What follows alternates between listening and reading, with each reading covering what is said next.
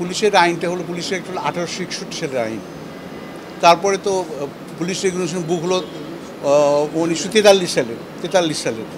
এগুলো তো ধরেন তেমন কোনো পরিবর্তন হয়নি। তো আমরা অনেকেই এই ব্যাপারে কাজ করেছি, সুতরাং আমরা সবার মতামত নেব, বিশেষ করে পুলিশ অফিসার প্লাস আমাদের যারা জনসাধারণ উপকারভোগী এবং যারা এক্সপার্ট যেমন লয়ার বা ইভেন আপনাদের কাছে পরামর্শ চাইব, যাতে পুলিশ আমরা চাই যে একটা গণতান্ত্রিক দেশে পুলিশ একটা ভালো একটা বাহিনী একটা কাজ করুক, বিভাগ কাজ করুক, জনসাধারণের যাতে সেবা দিতে হয়, মুখ্য উদ্দেশ্য হয় জনসাধারণকে সেবা দেওয়া।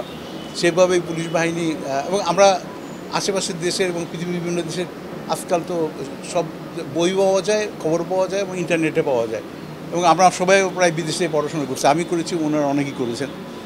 সুতরাং আমরা একটা মোটামুটি ধারণাও আছে যে বিদেশে কীভাবে পুলিশ বিভাগ কাজ করে।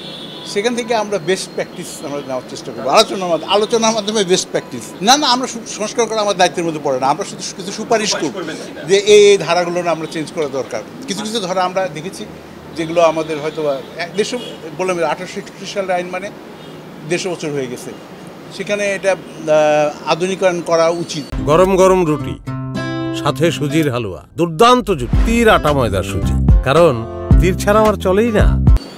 আমরা কিছু ধারা বলে দেবো যে এই জায়গায় আমরা দেখতে পাচ্ছি যে সমস্যা হচ্ছে এবং আমরা মনে হয় চেঞ্জ।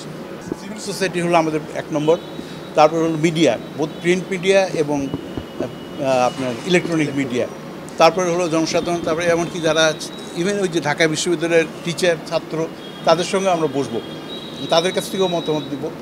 শিক্ষিত লোক যেখানে আছে, যেগুলো ইন্টেলিজেন্স নিয়ে যেখানে আছে, আমরা মোটামুটি বিভিন্ন গ্রুপের সঙ্গে আমরা করবো। আর ফাইনালি হয়তো চেষ্টা করব, আমরা চিন্তা করছি সময় পারমিট করলে আমরা একটা ওয়েবসাইটও দিব, যে যাতে জনসাধারণ তাদের মতামত দিতে পারে, আমাদেরকে এমনি ইন্টারনেটও পাঠাতে পারে, আমাদেরকে লিখিতভাবে জানাতে পারে, যাতে আমরা একটা ওই কিছু প্রশ্ন দেবো, একটা প্রশ্ন, সেই প্রশ্নগুলো ওনারা জবাব দেবেন। তো সময় আমাদের যেহেতু লিমিটেড 3 মাস, খুব বেশি বাড়াতে পারবো না, খুব বেশি সম্ভব হবে না। আর সুপারিশ হবে 3 ধরনের। একটা হলো সংক্ষিপ্ত সময়, যেটা ওনারা করতে পারবেন, সরকারের যারা ইচ্ছুক হলে ওনারা সন্তুষ্ট হলে খুব দ্রুত, এমনকি ছোটোখাটো আইনও পাস করতে পারবেন অর্ডিন্যান্সের মাধ্যমে, খুব সহজ।